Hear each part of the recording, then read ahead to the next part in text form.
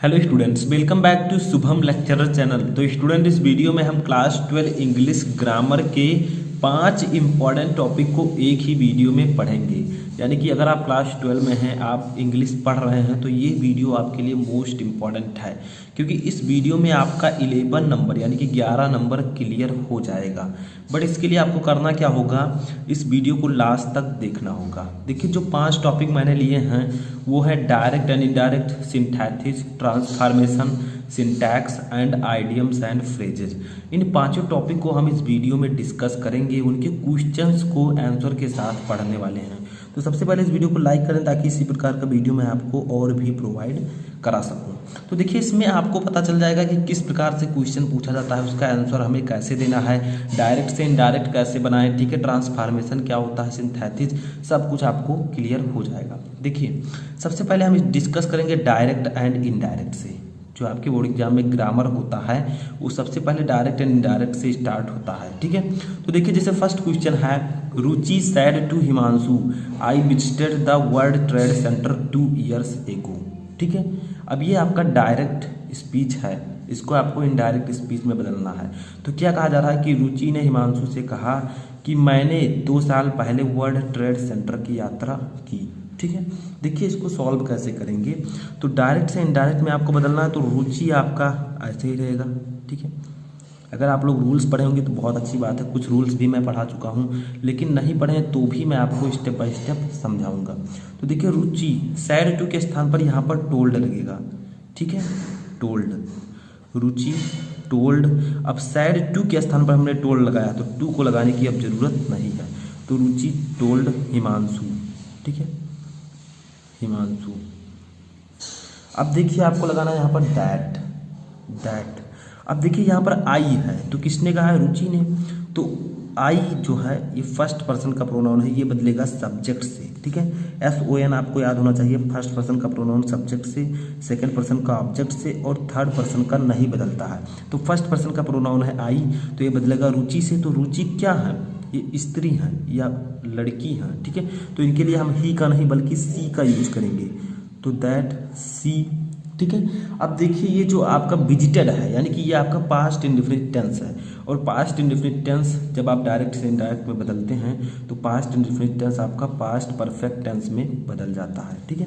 तो past perfect tense में आपको हैड लगाना होगा, और वर्ब की थर्ड फॉर्म, तो थर्ड फॉर्म ऑलरेडी यहाँ पर लगी हुई है, ठीक है।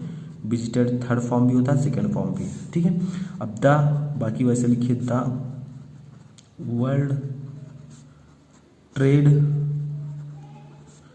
सेंटर, ठीक है, 2 years। अब देखिए, एगो लगा है, एगो जब डायरेक्ट से हम इनडायरेक्ट में कन्वर्ट करें, अगर डायरेक्ट में एगो है तो वो B4 में बदल जाता है, ठीक है। तो यहाँ पर आपका B4 हो जाएगा।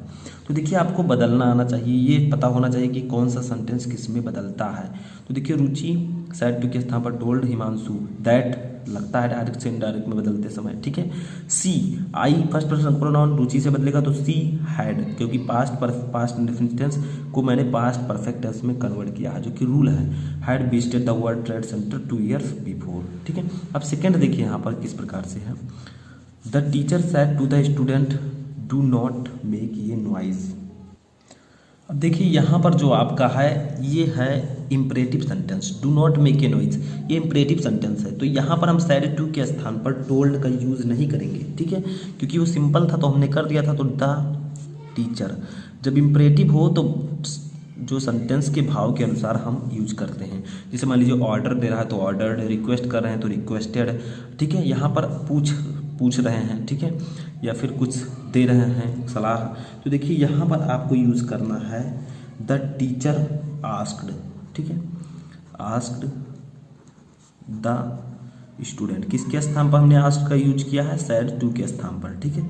तो हमने इस प्रकार से हमें करना, the teacher asked the student. यहाँ पर दैट का भी यूज नहीं होता है, इंपरेटिव में आपको सेंटेंस को जोड़ना है तो टू का यूज करें, ठीक है। तो the teacher asked the student not to, क्योंकि निगेटिव है तो पहले नॉट लिखेंगे, ठीक है, टू मेक ये नॉइज। ठीक है, तो एक बात याद रखिएगा कि जब हम इम्परेटिव सेंटेंस को डायरेक्ट से इनडायरेक्ट में बदलते हैं तो आगे टू लगाते हैं, लेकिन यहाँ पर डू नॉट है तो पहले नॉट लगाएंगे तब टू लगाएंगे। ठीक है, तो the teacher asked the student not to make a noise. दूसरा हमारा टॉपिक आता है सिंथेसिस। सिंथेसिस देखिए दो एग्जाम्पल्स हम देखेंगे। तो सिंथेसिस में होता क्या है, तो देखिए सिंथेसिस में हमें दो सेंटेंसेज को जोड़ना होता है, बट उसका अर्थ नहीं बदलना चाहिए। जैसे देखिए, Subhash answered my question, his answer was correct, यानी कि सुभाष ने मेरे क्वेश्चन का आंसर दिया या प्रश्न का उत्तर दिया, उसका उत्तर सही था। ठीक है, तो इन दोनों को हमें क्या करना है, दो सेंटेंसेज हैं, देखिए फुल स्टॉप लगा, एक सेंटेंस इधर का एक सेंटेंस इधर का, तो इसे हमें जोड़ना है। कैसे जोड़ेंगे, तो देखिए यहाँ पर आपको लिखना है सुभाष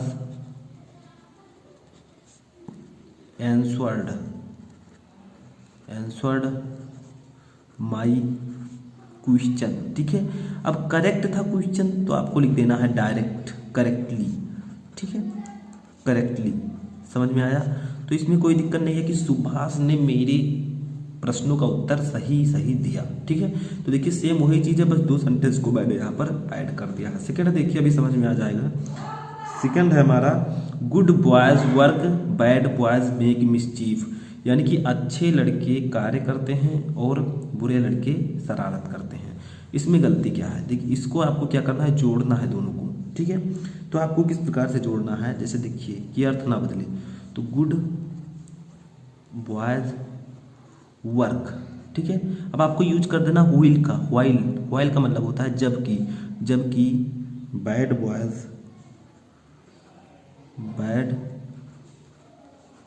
बॉयज मेक मिसचीफ। ठीक है, यानी कि अच्छे लड़के कार्य करते हैं और बुरे लड़के शरारत करते हैं। ठीक है, देखिए हमने क्या किया है, अच्छे लड़के कार्य करते हैं जबकि, व्हील का मतलब होता है जबकि बुरे लड़के शरारत करते हैं। देखिए दोनों को मैंने जोड़ दिया, इसी को हम कहते हैं सिंथेसिस। ठीक है, दो सेंटेंसेज को जोड़ना, एक या एक से अधिक सेंटेंसेज को जोड़ना। ठीक है, तो देखिए अब हमारा तीसरा टॉपिक आता है ट्रांसफॉर्मेशन ऑफ सेंटेंसेज, यानी कि सेंटेंस को एक सेंटेंस से दूसरे सेंटेंस में ट्रांसफॉर्म करना। जैसे देखिए the principal is too busy to attend the meeting, इसमें आपको रिमूव टू यानी कि इस टू को हटाना है। ठीक है, ये आपको पता होना चाहिए किस प्रकार से हटाना है। तो देखिए इसमें आपको क्या करना है, इस सेंटेंस को रिमूव टू करके ट्रांसफॉर्म करना है। ठीक है, इसी को हम कहते हैं ट्रांसफॉर्मेशन। जैसे देखिए द प्रिंसिपल, ठीक है, इज, अब जब आप टू हटाएंगे तो यहाँ पर सो का यूज किया जाएगा। ठीक है, the principal is so busy ऐसे रहने देंगे, बिजी। अब टू के स्थान पर हम डैट का यूज करेंगे, और ही जो कि प्रिंसिपल है तो ही लिखेंगे। कैन नॉट का यूज करेंगे, कैन नॉट अटेंड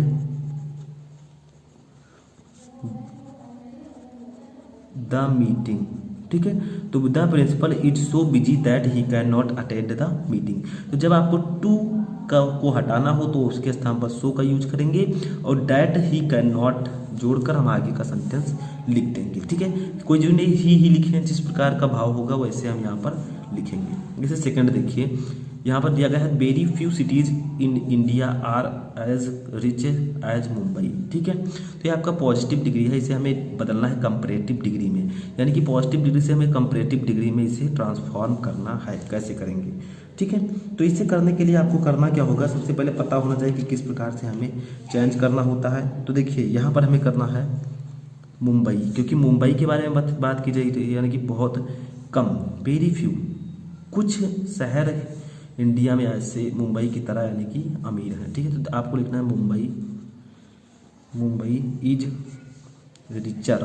ठीक है, तो आप कंपैरेटिव में बदलेंगे तो रिचर हो जाएगा देन मोस्ट अदर, ठीक है, सिटीज,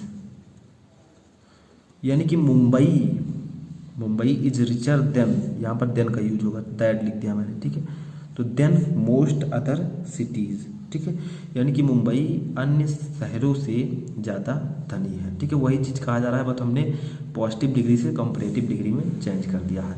अब हमारा आता है सिंटैक्स। सिंटैक्स में क्या होता है आपको पता होगा कि इसमें सेंटेंस जो दिया रहता है उसमें कुछ मिस्टेक्स होती हैं, उन्हीं मिस्टेक्स को हमें करेक्ट करना होता है, इसी को हम कहते हैं सिंटैक्स। जैसे देखिए, no sooner the teacher enter the class the boys stood up, यानी कि जैसे ही अध्यापक क्लास में प्रवेश किया, अध्यापक ने क्लास में प्रवेश किया, बच्चे खड़े हो गए, ठीक है। इसमें गलती क्या है, तो देखिए इसमें गलती बहुत ही सिंपल है, आपको लिखना है नो सूनर, नो सूनर। अब यहाँ पर द टीचर डायरेक्ट नहीं रहेगा, यहाँ पर आपको यूज करना है did, did the teacher, teacher enter,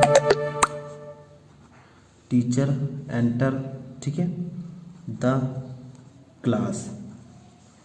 अब आपको यूज करना है देन का, then the boys stood up, ठीक है, यानी कि जैसे ही टीचर ने क्लास में प्रवेश किया बच्चे खड़े हो गए, ठीक है। तो नो सूनर डिड, यहाँ पर क्या कहा जाता था, the teacher entered, past indefinite था, अब हमने किया क्या, पास्ट इंडेफिनिट का जो ये होता है सहायक क्रिया हेल्पिंग वर्ब, उसको हमने आगे कर दिया। तो no sooner did the teacher enter the class the then the boys stood up, ठीक है, यही आपको करना है। दूसरा देखिए अभी समझ में आ जाएगा, I will not help you unless you do not work hard, मैं तुम्हारी सहायता नहीं करूँगा, ठीक है, unless you do not work hard. अब देखिए यहाँ पर आपको क्या करना है, तो आई आपको ऐसे ही रहने देना है, ठीक है, विल ऐसे ही रहने देना है, नॉट हेल्प यू, ठीक है। अब इसका मतलब अनलेस का मतलब होता है कहीं ऐसा ना हो, मैं तुम्हारी सहायता नहीं करूँगा, कहीं ऐसा ना हो you do not work hard, sorry, जो अनलेस का मतलब होता है ये होता है जब तक तब तक, ठीक है, इसका मतलब होगा मैं तुम्हारी सहायता जब तक नहीं करूँगा, जब तब तक नहीं करूँगा जब तक तुम कठिन परिश्रम नहीं करते हो, ठीक है। तो अनलेस का मतलब होगा जब तक तब तक नहीं, ठीक है, यानी कि ये एक निगेटिव वर्ड है, इसमें नॉट ऑलरेडी छिपा हुआ है।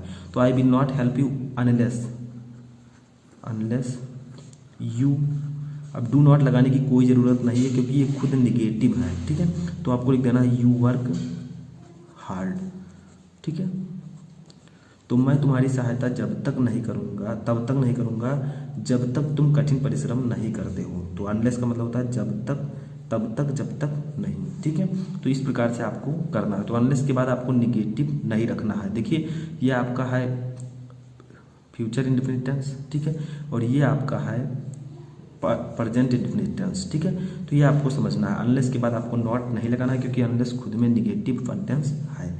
अब देखिए हमारा 5वां टॉपिक आता है आइडियम्स एंड फ्रेज, ठीक है, यानी कि मुहावरे और लोकोक्तियाँ।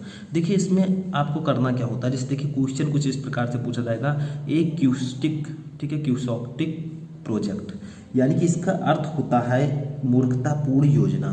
तो आपको करना क्या है, यहाँ पर इसका अर्थ लिख देना है इंग्लिश में, ठीक है, ये फूलिश प्लान, यानी कि एक मूर्खतापूर्ण योजना। ये क्यूसॉक्टिक प्रोजेक्ट का मतलब होता है एक मूर्खतापूर्ण योजना, ये फूलिश प्लान इसका अर्थ होगा। अब इसका आपको वाक्य प्रयोग कर देना जैसे हिंदी में आप मुहावरे और लोकोक्तियों का करते हैं, ठीक है। तो यहाँ पर हम कर देते हैं द क्यूसॉक्टिक प्रोजेक्ट फ्लॉप्ड, ठीक है, फ्लॉप्ड, यानी कि जो एक मूर्खतापूर्ण योजना थी वो फ्लॉप हो गई, ठीक है, मूर्खतापूर्ण योजना फ्लॉप हो गई। देखिए यहाँ पर आपको करना क्या होता है, जो क्वेश्चन में दिया गया है उसका आप वाक्य प्रयोग कर दीजिए, यानी कि वो सेंटेंस में होना चाहिए। इसी को हम कहते हैं आइडियम्स एंड फ्रेजेस। जैसे दूसरा देखिए, बाई फिट्स एंड स्टार्ट। अब बाई फिट्स एंड स्टार्ट का मतलब होता है अनियमित रूप से। इसका अर्थ अगर हम इंग्लिश में लिखना चाहें तो आपका हो जाएगा इरेगुलरी, ठीक है, इरेगुलरी का मतलब होता है अनियमित रूप से, ठीक है। अब इसका हम वाक्य प्रयोग कर देते हैं, तो इसका वाक्य प्रयोग होगा students should not study bye fits and starts. ठीक है, स्टार्ट्स यानी कि जो विद्यार्थी हैं वो अनियमित रूप से पढ़ाई, विद्यार्थियों को अनियमित रूप से स्टडी नहीं करना चाहिए। ठीक है, तो students should not study bye fits and start. देखिए फिट्स एंड स्टार्ट आपका bye fits and start sentence में आ गया है, तो इसी का आपको इसी प्रकार से वाक्य प्रयोग करना होता है। तो बाय फिट्स एंड स्टार्ट का मतलब अनियमित रूप से, तो student should not study bye fits and start यानी कि विद्यार्थियों को अनियमित रूप से स्टडी नहीं करना चाहिए, नियमित रूप से उन्हें स्टडी करना चाहिए। तो ये थे आपके 5 मोस्ट इंपॉर्टेंट टॉपिक जो आपके बोर्ड एग्जाम में 11 नंबर के पूछे जाते हैं। तो इस वीडियो को देखने के बाद आप आसानी से समझ गए होंगे कि किस प्रकार से क्वेश्चन पूछे जाएंगे, हमें इसका आंसर कैसे देना है। तो वीडियो पसंद आए तो वीडियो को लाइक करके चैनल पर नए चैनल को सब्सक्राइब कर लें, और कोई भी क्वेश्चन है तो आप मुझे कमेंट बॉक्स में बता सकते हैं। तो इस वीडियो में फिलहाल इतना ही।